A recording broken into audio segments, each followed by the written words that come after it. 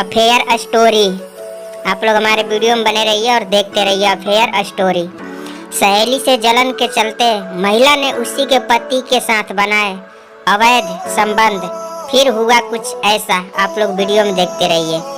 कई बार हम अपने जीवन में कोई न कोई ऐसा फैसला ले लेते हैं जिसे लेकर हमें जीवन भर पछतावा होता रहता है, लेकिन कुछ का प्रभाव थोड़े समय तक रहता है तो कुछ को हम जिंदगी भर नहीं भुला पाते।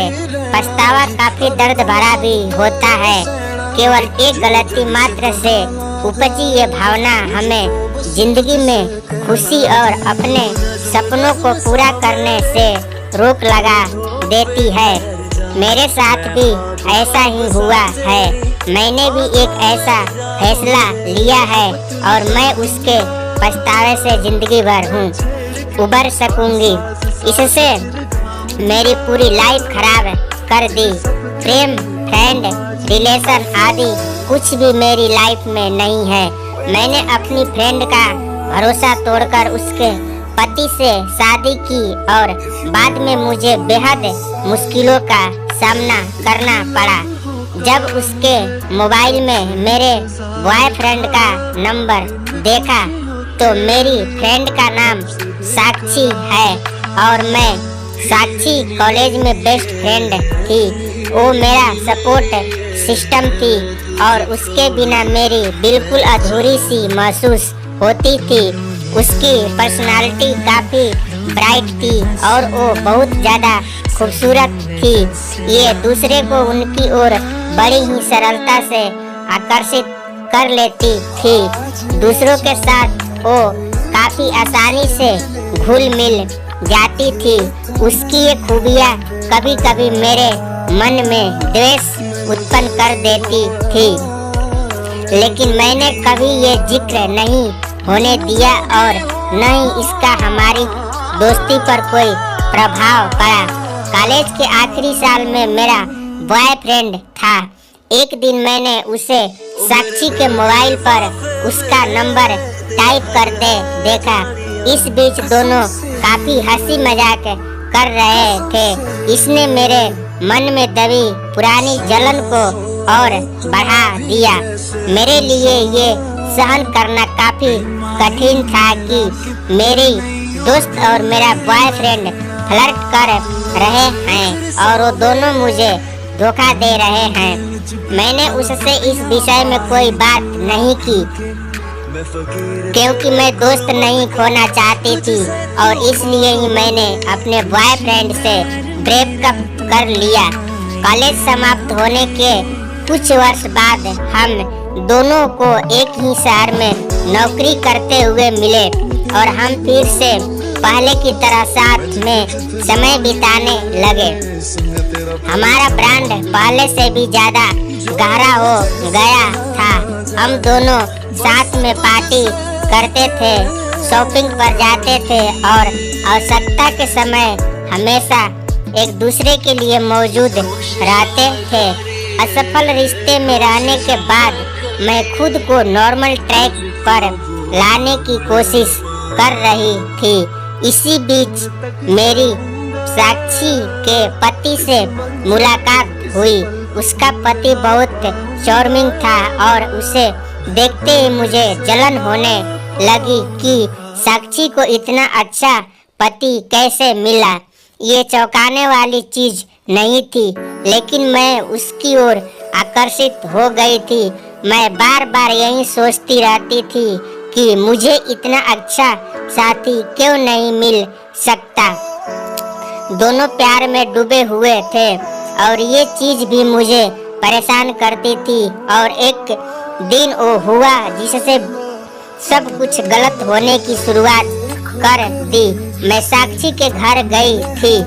साक्षी ने मेरे से कॉफी के बारे में पूछा और वो कॉफी लेने किचन में चली गई थी। मैं व उसका पति अकेले थे। हमारे बीच अजीब सा टेंशन महसूस हुआ और अचानक हम दोनों ने किस किया। हमारा दिल तेजी से धड़कने लगा। साक्षी लौटी तो हम लोग नॉर्मल ही व्यवहार करते रहे।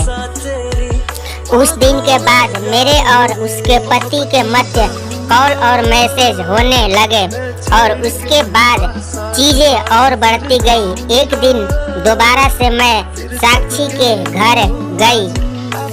इस बार उसके पति ने मुझे मिलने के लिए घर बुलाया था और साक्षी किसी काम के लिए बाहर गई थी। हम दोनों बेडरूम में संबंध बना रहे थे, तब अकस्मात साक्षी आ गई। हमें देख उसका चेहरा सफेद पड़ गया और उसकी आंखें आंसुओं से भर गई। वो गुस्सा में वहां से चली गई। मैं कपड़े पहनकर उसके पीछे भागी। उसने मुझे पलटकर देखा तो उसकी नजरों में मेरे द्वारा किए गए धोखों का दर्द और दुख नजर आया। मेरे कदम वहीं रुक गए। उसके बाद हमारी मुलाकात नहीं हुई। मैंने उसके कई बार कांटेक्ट करने की कोशिश की, लेकिन कुछ काम नहीं आया। दूसरी तरफ मेरा और उसके पति के दरमियान रिश्ता और गहरा होता गया। उसका पति काफी केयरिंग था और मुझसे प्यार जाहिर करता था। मैं खुश थी। इन सबके मध्य तलाक फाइनल हुआ तो उसने मुझे प्रपोज किया और मैंने हाँ कहा। इस रिश्ते के लिए मुझे अपनी दोस्ती तोड़नी पड़ी थी, लेकिन मैं सोचती थी कि कुछ पाने के लिए कुछ खोना ही पड़ता है। परंतु मेरी ये खुशी ज्यादा दिन नहीं टिकी, क्योंकि कुछ ही समय बाद मुझे शक होने लगा कि मेरे पति का किसी से अफेयर चल रहा है। उसकी शर्ट पर किसी और के परफ्यूम की महक आती थी और वो रात तो देर से घर लौटने लगा था। मेरा शक सही निकला। वो सच में मुझे धोखा दे रहा था। मैंने सपनों में भी नहीं सोचा था कि मेरे साथ ये होगा। मेरे साथ जब ये हुआ तो मैंने साक्षी से संपर्क किया और हम दोनों कैफे में मिले।